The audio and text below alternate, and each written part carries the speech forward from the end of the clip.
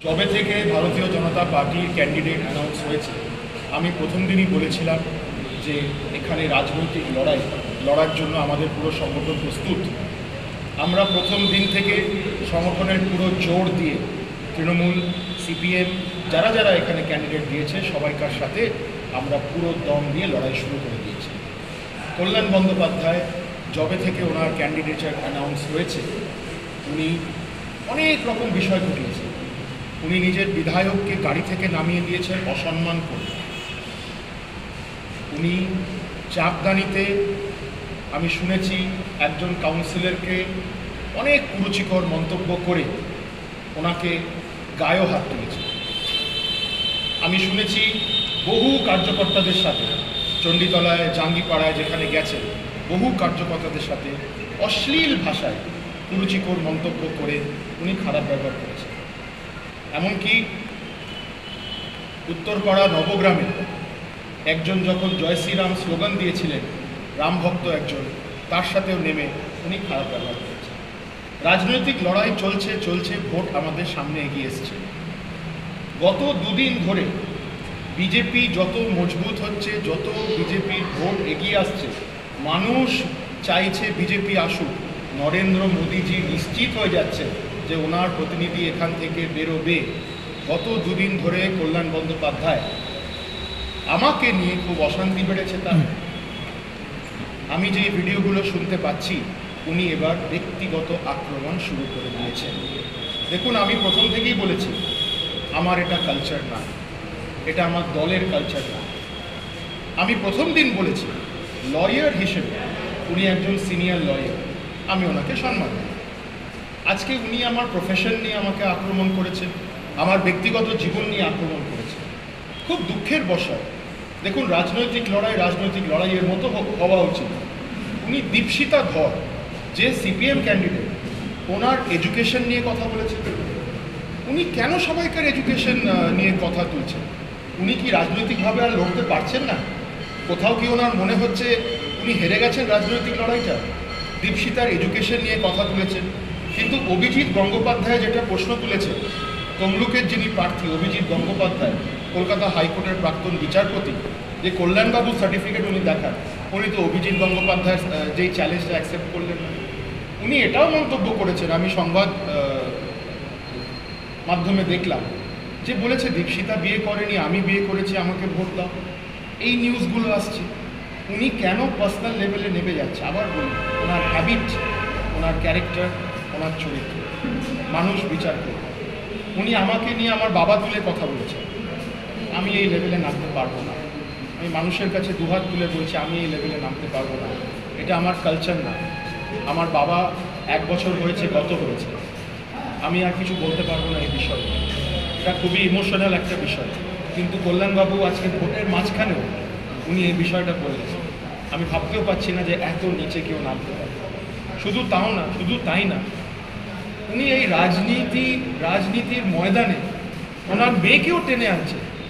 কত ডেসপারেট হতে পারে একজন? আমি বারবার বলছি, রাজনৈতিকভাবে লড়ুন, বিজেপিকে রাজনৈতিকভাবে লড়ুন, আমাদের সংগঠনকে রাজনৈতিকভাবে লড়ুন। আজকে অভিজিৎ গঙ্গোপাধ্যায় আরেকটা মন্তব্য করেছিলেন, আমি এর ভেতরে ঢুকতে চাই না, কিন্তু উনি তো শুরু করলেন ভোটের 13 দিন বাকি। উনি শুরু করে উনি আমাকে কম্পেল করলেন আপনাদের মাধ্যমে প্রেসটা ডাকার জন্য। আজকে অভিজিৎ গঙ্গোপাধ্যায় বলছেন ওনার জামাই পালিয়ে গেছে। কে সে? বর্তমানে কি অবস্থা ওনার বাড়ি? উনি কি একবার ঘুরে দেখছেন? উনি আক্রমণ করে যাচ্ছেন, উনি ব্যক্তিগত আক্রমণ করে যাচ্ছেন। একটু ঘুরে দেখা উচিত কি হচ্ছে ওনার বাড়িতে। আমি একদম সমর্থন করি না। নিজের মেয়ের নাম ভোটের জন্য উনি জড়িয়ে দিচ্ছেন, নিজের পরিবারকে উনি টেনে আনছেন। উনি রাজনৈতিকভাবে আর লড়তে পারছেন না। তীব্র নিন্দা করি ওনার এই ব্যবহারে, ওনার এই পলিটিক্যাল চাল। এটা উনি যেটা করছেন তীব্র নিন্দা করি। আমরা মধ্যবিত্ত বাঙালি, আমরা শিক্ষিত বাঙালি, আমি এটা সাপোর্ট করি না, আমার দল এটা সাপোর্ট করি না। আমি মানুষের কাছে দুহাত জুড়ে আহ্বান করব, আমি রাজনৈতিকভাবে লড়ছি। উনি বলছেন আমি কোথাকার ব্যারিস্টার।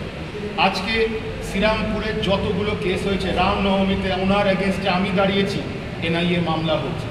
2021 নির্বাচনী হামলার পরে সিবিআই যে হলো ওই অর্ডারে আমায় নাম পাবে, উনি অন্যদিকে ছিলেন।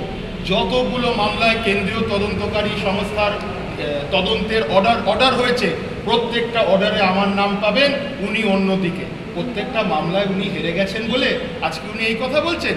সুপ্রিম কোর্টের অর্ডার এবং যেটা অ্যাপিয়ারেন্স লিস্ট প্রমাণ করছে যে আমি ওনাকে প্রত্যেকবার আমি ওনাকে কোর্টে লড়েছি, প্রত্যেকবার উনি হেরে গেছেন। আজকে ডেসপারেটভাবে যেই রাজনৈতিক গিমিকটা উনি করছেন, আমি তীব্র নিন্দা করি। এইভাবে রাজনৈতিক লড়াই লড়া যায় না। মানুষের কাছে আহ্বান করব, আমার এই কালচার না। আমরা মধ্যবিত্ত বাঙালি বাড়ির ছেলে, আমরা জানি, আমাদের এই শেখানো হয়েছে, বড়দের সম্মান করো, গুরুদেবকে সম্মান করো, ঈশ্বরকে ভয় পাও, ঈশ্বরকে শ্রদ্ধা করো। আমি এই নীতি নিয়ে, আমার মাটি আগে, আমার দেশ আগে, আমি এই লড়াইয়ে নেমেছি। আমি কোনো ব্যক্তিগত লড়াইয়ে নেমেনি এবং আমি এই লড়াই লড়ে যাচ্ছি। মনে করেন ধন্যবাদ। কি মনে হচ্ছে কল্যাণ বন্দ্যোপাধ্যায় ভয় পেয়ে গেছে বলে এরকম ধরনের? নিশ্চয়ই উনি এতই চাপে চলে এসছেন, উনি সিপিএম ক্যান্ডিডেটের পড়াশোনা নিয়ে, ওনার পার্সোনাল লাইফ নিয়ে উনি অ্যাটাক করতে শুরু করেছেন। উনি বিজেপির ক্যান্ডিডেট, পার্সোনাল লাইফ নিয়ে অ্যাটাক করেছেন। ওনার কি রাজনৈতিক অ্যাটাক শেষ হয়ে গেল? উনি কি মোদিজিকে আর টক্কর দিতে পারছেন না? উনি কি কবিশঙ্কর ঘোষকে আর টক্কর দিতে পারছেন না? ডেফিনেটলি উনি বুঝে গেছেন যে এবার গেম পাল্টাচ্ছে। কি মনে হচ্ছে, আপনি কি দাবি জানাবেন যে ওর সার্টিফিকেট দেখানোর জন্য? অভিজিৎ গঙ্গোপাধ্যায় যেই দাবিটা করেছে, উনি কেন অ্যাকসেপ্ট করছেন? আর আমি আবার বলছি আপনাদের মাধ্যমে, আমি ওপেন চ্যালেঞ্জ দিচ্ছি ওনাকে। ওনার এই ব্যবহারের ডিবেট, ওনার এই চরিত্র ডিবেট, উনি যে বারবার কত লোককে পার্সোনাল অ্যাটাক করেছে, আজকে অনেক কারণ আছে, আমি জানি সেগুলো। উনি আসুক শ্রীরামপুর কোনো একটা মাঠে, আপনারা সবাই ওখানে থাকুক, আমি ওনাকে ওপেন চ্যালেঞ্জ দিচ্ছি। আসুন, মানুষের চরিত্র ব্যবহার নিয়ে কি হয়েছে ওপেন ডিবেটে আমি বুঝতে। অভিজিৎ গঙ্গোপাধ্যায়ের বিরুদ্ধে তৃণমূলের একজন নেতা, তমলুকের নেতা, তিনি শ্লীলতাহানির দাবি করেছেন, আর তাছাড়াও অস্ত্র রাখার অভিযোগ করেছেন। কি বলবেন? আমি আবার বলি, এগুলো তৃণমূলের চাল। তৃণমূল যেহেতু পুরো বাংলা জুড়ে কোণঠাসা হয়ে গেছে, তৃণমূল যেহেতু পুরো বাংলা জুড়ে বুঝে গেছে যে 400-র বেশি সিট নিয়ে মোদিজি আসছে, এবং ওরাও বুঝে গেছে তাদের রাজ্য সরকার এবার পুরো ভেঙে পড়বে, যেই মুহূর্তে আমাদের 35-এর বেশি আসন চলে আসবে। এই নোংরা চালগুলো খেলছে। কল্যাণ বন্দ্যোপাধ্যায়ও এই বিষয়ে, এই নোংরা ব্যক্তিগত আক্রমণ শুরু করে। তো সন্দেশখালীর যে ভিডিওটা ভাইরাল হলো, ওটার বিষয়ে কীভাবে দেখছেন ওটাকে? দেখুন, সন্দেশখালীতে মহামান্য কলকাতা হাইকোর্ট কেন্দ্রীয় সংস্থা দিয়ে তদন্তর অর্ডার দিয়েছে। কলকাতা হাইকোর্টের রায়কে তো সম্মান করুন। এটা কন্টেম্পট অফ কোর্ট, এটা হয় না। তদন্ত যখন অর্ডার হয়েছে, তদন্ত হোক, তার বিনিময়ে কি বেরিয়ে আসে সেটা দেখা যায়। রাজ্যপালের ব্যাপারে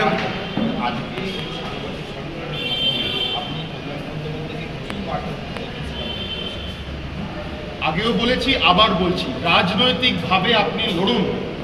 আর আপনি যদি হার মেনে নিচ্ছেন, আপনি হার মেনে নিন। মানুষ আপনার এই স্বভাব, এই ব্যবহার নিয়ে ফেড আপ। আপনার বাড়ির লোক আপনার এই ব্যবহার নিয়ে ফেড আপ। আপনি জানেন বর্তমানে কি হচ্ছে। আপনি যে বারবার বলছেন, নিজের বাড়ির ভেতরে ঢুকে দেখুন আপনার কি ওখানে প্রবলেম আছে, কি সমস্যা আছে। রাজনৈতিকভাবে আপনি লড়ুন, আমাকে লড়ুন। আমি দলগতভাবে আপনাকে লড়ার জন্য প্রস্তুত।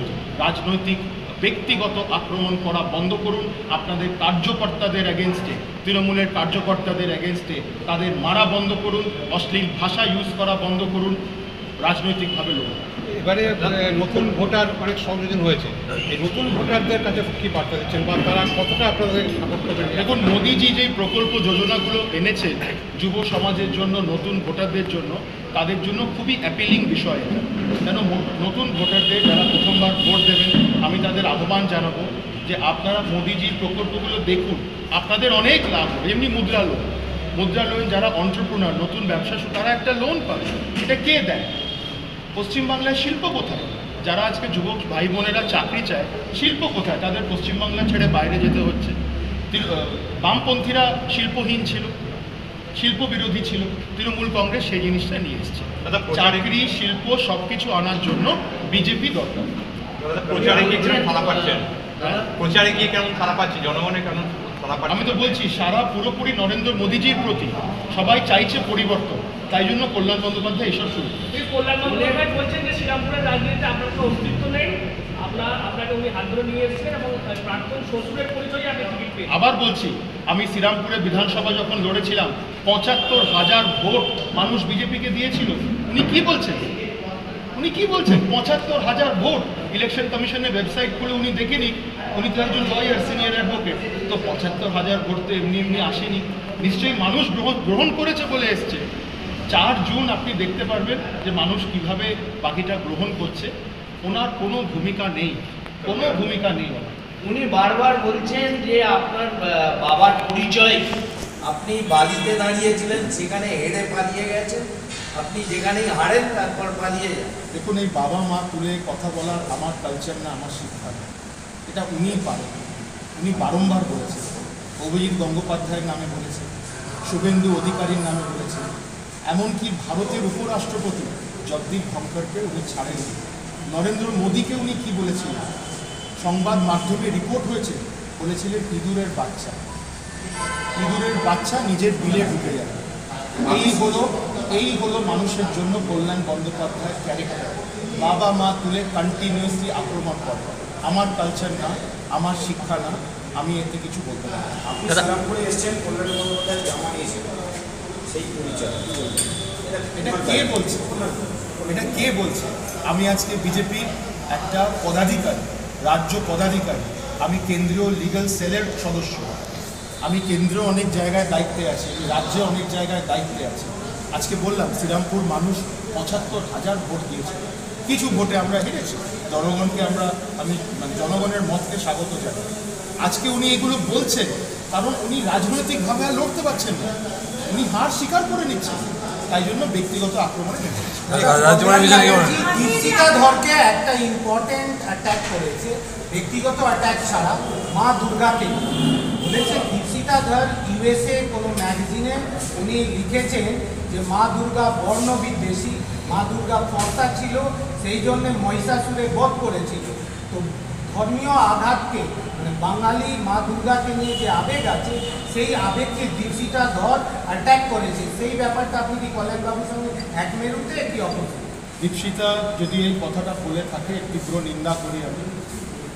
মহুয়া মৈত্র কি বলেছিল? কালীকে নিয়ে কি বলেছিল? মা কালীকে নিয়ে ভুলে গেছেন সেই কথা? সায়নী ঘোষ, যাদবপুরের ক্যান্ডিডেট, কি বলেছিল? শিবলিঙ্গর ওপরে কন্ডম পরিয়ে দেওয়া। এই আমাদের হিন্দু সংস্কার। আমি একটা গর্বের সাথে বলি, আমি একটা হিন্দু বাড়ির ছেলে, আমি গর্বের সাথে বলি আমি সনাতন। এগুলো মানা যায় না। আমাদের দেবী দেবতাদের নিয়ে যারা এই কুরুচিকর মন্তব্য করে, তারা বলতে পারে না তারা হিন্দু। আজকে যদি দীপশিখা এই কথাটা বলে থাকে, মানুষ এর বিচার করবে। আমি এটা সমর্থন করি না। আমরা এই মাটিতে মা দুর্গা, মা কালী, আমরা তাদের পুজো করি, আমরা মাদের, মা দুর্গার রূপে দেখি। এই মন্তব্যগুলো তৃণমূল এবং বামপন্থীদের অত্যন্ত দুর্ভাগ্যজনক। মানুষ এদের রিজেক্ট করা উচিত। রাজ্যপালের বিষয়ে নাকি বলুন? কি রাজ্যপাল? হ্যাঁ, রাজ্যপাল বর্তমান রাজ্যপাল উনি নিজের কাজ করছে। উনি সংবিধান, ওনার পোস্টটা হচ্ছে একটা কনস্টিটিউশনাল পোস্ট। উনি কনস্টিটিউশনের ভেতরে যা করার উনি ওটা করছেন। পশ্চিমবাংলায় আইন শৃঙ্খলা বলে কিচ্ছু নেই। আইন শৃঙ্খলা বজায় রাখার জন্য ওনার যা কাজ উনি করছেন। फिर जब हुआ था ग्राम ग्राम जाके गली गली जाके श्रीरामपुर ज़िले के जो पदाधिकारी हैं उनको लेकर हम लोग कितना लोग के घर मास्क पहुंचा दिए, सैनिटाइजर पहुंचा दिए, दवाई पहुंचा दिए, चावल पहुंचा दिए, अनाज पहुंचा दिए। जब अम्फान हुई हम लोग घर घर जाके त्रिपॉल से घर बना दिए। आवास योजना का जो पैसा तृणमूल मार रहे थे, हम लोग कितना कार्यकर्ता का हम लोग घर बना दिए। डेली बेसिस में कोई सेवा काम के माध्यम से हम लोग पहुंचते हैं जनता के पास। आज ज़िले के माध्यम से चुनाव के पहले 1 साल से यहाँ 20-25 हज़ार से ज़्यादा सर्दी में कंबल वितरण हुआ है। उसके पहले पूजा में साड़ी वितरण हुआ है, वस्त्र वितरण होता है। पूरा साल यहाँ सेवा काम होता है। मंदिर बनाया गया है, उत्तरपाड़ा में मंदिर बनाया गया है, राम मंदिर निर्माण हो रहा है। हम लोग हर बार हर समय जनता के साथ सेवा काम के साथ जुड़े हुए हैं। কালকে দেখা গেল और एक आपको बताया वॉल्स में बेड नहीं मिलता है। एक माइनॉरिटी लेडी चंडीतला में जब उसके ऊपर एसिड फेंका दिया था, दिल्ली से महिला आयोग आई थी, उनको बेड नहीं दिया गया था, उनको जमीन में सुलाया रखा गया था। ये है वॉल्स का चित्र। उनको कलकत्ता ले जाना, उनको ट्रीटमेंट कराना, उनको बेड दिलवाना, हर बार ये सब हम लोग का जिला का कार्यकर्ता हम लोग सब एक साथ ये करते हैं। कल कल्याण मंत्री जी ने कहा है कि संदेशकाली की घटना मोदी कॉन्स्पिरेसी थी, मोदी मेन कॉन्स्पिरेटर थे। ये कंटेम्प्ट ऑफ कोर्ट है भाई साहब, ये कंटेम्प्ट ऑफ कोर्ट है। आज कोर्ट ने सीबीआई का ऑर्डर दिया है, वो कैसे कह सकते हैं? उनका भय है तृणमूल कांग्रेस का कि सीबीआई पोल खोल देगी। ये जो एक संदेशकाली हुआ है और विषय बाहर आ जाएगी और बाकी जगह भी महिला जो है साहस करके बाहर आ जाएंगे। महिला लोग का साहस बढ़ गया क्योंकि सीबीआई आ गया, उनका भय है, इसीलिए मोदी जी और बीजेपी के ऊपर ये तकमा देने का कोशिश है। তো কালকে দেখা গেল যে একটা এসএলএসটি চাকরি প্রার্থী, বছর 30-এর চাকরি প্রার্থী, সে ব্রেন স্ট্রোকে মারা গেলেন। এর আগেও দেখা গেছিল তাকে ধর্ণা দিতে, কি বলবেন? 26,000 যে চাকরি বাতিল হয়েছে, এটা 1 লাখ পরিবারের পেটে লাথি মারা হয়েছে। এটা খেলা হচ্ছে মানুষের জীবন নিয়ে। অত্যন্ত দুর্ভাগ্যজনক। মমতা ব্যানার্জিকে আজকে শিক্ষামন্ত্রী জেলে, মুখ্যমন্ত্রীকেও পদত্যাগ করা হয়েছে। উনি বারংবার এটা পরিষ্কারভাবে এখন প্রমাণ হয়ে গেছে যে যেই ভিডিওটা বেরিয়েছিল পুরোপুরি মিথ্যা।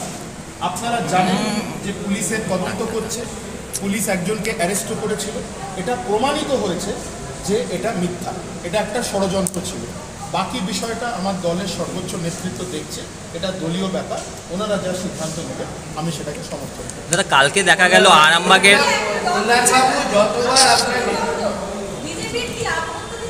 আমি এটা মনে করি না, এটা প্রমাণিত হয়েছে যে ওটা মিথ্যা, কারণ পুলিশ নিজেই বলেছে ওটা অ্যাপের মাধ্যমে বানানো হয়েছে। এটা প্রমাণিত হয়েছে মিথ্যা।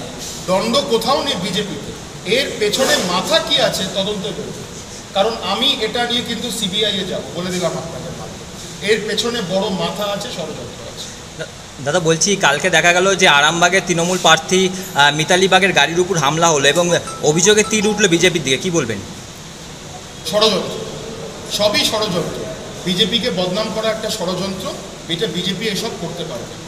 আপনি কিছু বলছিলেন?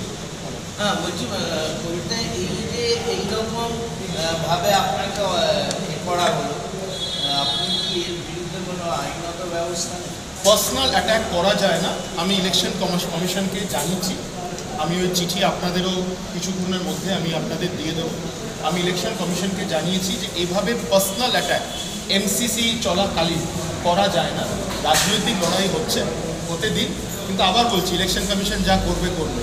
আমি মানুষের দরবারে এই বিষয়টা নিয়ে গেলাম, মানুষ বিচার করবে, ওটা সবথেকে বড় বিচার। একটা প্রশ্ন করছি যে সাংসদ হয়ে যদি আপনি জিতে আসেন, কারণ আপনি বলছেন নিশ্চিত জিতবেন, সেই পরিপ্রেক্ষিতে সাংসদ হয়ে প্রথম যে স্বাধীনতার এত বছর পরও নেতাজি সুভাষচন্দ্র বসুর প্রতি শুধু অবমাননাই হয়েছে, সেই নেতাজি সুভাষচন্দ্র বসুকে নিয়ে এই বাংলাতে ঝড় তোলার জন্য একটা সংগঠন রেডি হয়েছে, হয়তো আপনারা দেখেওছে।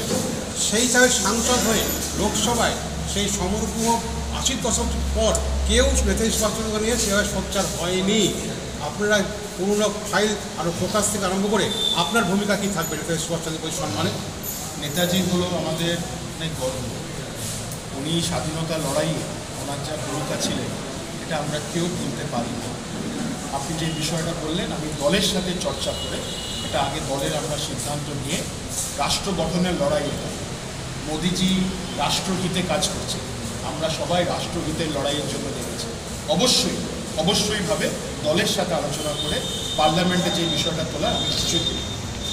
আচ্ছা, লাস্ট প্রশ্ন, সন্ন্যাসীদের এই যে অযোধ্যায় যে রাম মন্দির হলো, সেখানে প্রচুর সন্ন্যাসীদের সমাগম হয়েছে এবং যেখানে যেখানে আপনাদের অনুষ্ঠান বা প্রোগ্রাম হয় সন্ন্যাসীদের একটা ঢল নামে, এটা অস্বীকার করা যায় না, সারা ভারতবর্ষে। সেক্ষেত্রে সন্ন্যাসীদের উপর 1982 সালের 30শে এপ্রিল যে চরম আঘাত আসে, 17 জন সন্ন্যাসী খুন হয়, একজন পরিচয়টা মোট 18 জন। সেই হিসাবে সাংসদ হিসাবে যদি সাংসদ হয়ে আপনি প্রথম যে কাজটা আপনার করবেন কিনা সেটা আপনার ভাবনা, সেটা আমাদের এই ইএনসি চ্যানেল থেকে আপনার কাছে বলছি যে এই সন্ন্যাসীদের তদন্ত মাঝপথে বন্ধ। কংগ্রেসের আমলে শুরু হয়েছিল সিবিআই, কংগ্রেসের আমলে বন্ধ হয়েছে। আপনারা কি এটা ওপেন করবেন? আপনি বিষয়টা বললেন, আবার বললাম আমি এটা দলের সাথে চর্চা করব। আপনি বিষয়টা আমাকে জানালেন, দলের সাথে চর্চা করে এটা করা নিশ্চয়ই। বলছি লোকসভা নির্বাচনের আগে দিকে দিকে ঝুড়ি ঝুড়ি বোমা পাওয়া যাচ্ছে, মুর্শিদাবাদে ভর্তি বোমা পাওয়া যাচ্ছে, কি বলবেন এই বিষয়ে? আইন শৃঙ্খলা পশ্চিমবঙ্গে কিচ্ছু নেই, complete breakdown of law and order. Election কমিশনকে ইমিডিয়েটলি এগুলো সিজ করা উচিত। শুধু তাই না, যারা দুষ্কৃতী আছে, অ্যান্টি সোশ্যাল আছে, তাদের ইমিডিয়েটলি জেলে পড়া উচিত।